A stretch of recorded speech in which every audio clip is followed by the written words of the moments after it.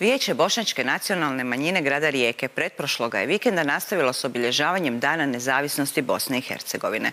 Tom prilikom organiziran je književni susret s priznatim piscem i umjetnikom Enesom Kiševićem, dobitnikom značajnih književnih nagrada, čije su pjesme prevedene na mnoge svjetske jezike. Večer je s njima provela i naša riječka ekipa i Nikolina Gerek. Bošnjaci Primorsko-goranske županije žele živjeti u različitosti. U Rijeci ih povezuju ples i običaj, ali i riječ. Na području grada Rijeke živi preko 5000 Bošnjaka, međutim mi imamo podatke da na području Primorsko-goranske županije ima preko 10.000 Bošnjaka. Ima nas na svim poljima, od sporta, kulture, povijesti, znanosti. Tako su za Dan neovisnosti BiH u goste pozvali umjetnika Enesa Kiševića. On je, kaže, udahnuo život u Bosanskoj Krupi, dok su ga o zajedništvu puno naučile rijeke Una, Sana i već dugo Sava. Oko je malo, ali u njega nebo stane. Znate, manjina. Šta znači manjina? Čitav svijet počiva na žrtvi. Čitav. A priroda na ljepoti. Cvijet se ne stidi ni svoje prošlosti, ni svoje budućnosti, ni svoje sadašnjosti. To bi trebao biti čovjek.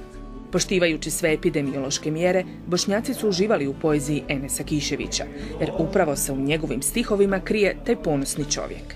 Teško je njega sažeti u kratku minutažu, to je profesionalni pjesnik i književnik. Njegova djela su prevedena na mnoge strane jezike i stvarno smo večeras privilegirani da imamo čast da ga slušamo u Europskoj prijestolnici kulture. Zanimljivo je sad kad sam dolazio, Rijeka nosi po vodi ime. Bosna nosi po vodi ime. Vode se nikad ne razdvajaju, vode se uvijek sjedinjuju. Voda je most nevidljiva i vidljiva svijeta. Ona k nebu donosi miris zemlje, a zemlji miris neba. Ona spaja. Po vodi smo živi. A ja sam Kišević. Mi imamo Hrvatsku kao našu odabranu domovinu, a imamo Bosnu i Hercegovinu kao našu porođenju domovinu. Ako nam dirate lijevo oko, dirate i desno. U prirodi je sve na svome mjestu, dok kod riječi nije, tvrdi Kišević. A na kraju književnog susreta poručuje. Dječak i djevojčica razgovaraju i kaže djevojčica, što očekuješ od 2021. godine? A ona kaže, očekujem cvijeće. Kaže, zašto cvijeće?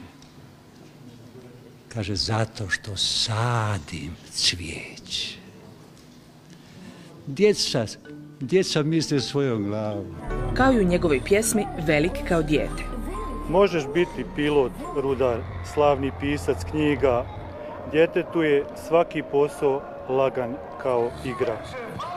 Ma nosio ja u glavi i sve fakultete, kad odrastem jako velik, ja ću ostati dijete.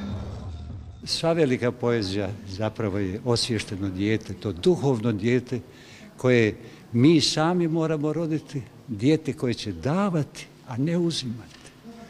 I koje će i pjesnika i svijet voditi ljepšem i boljem življenjem. A za to je potrebno stvoriti dječje iskreno jednu zajedničku luku različitosti. U vrtlogu svakodnevice, barem u stihove Enesa Kiševića, sigurni smo kako nikada nećemo izgubiti dušu.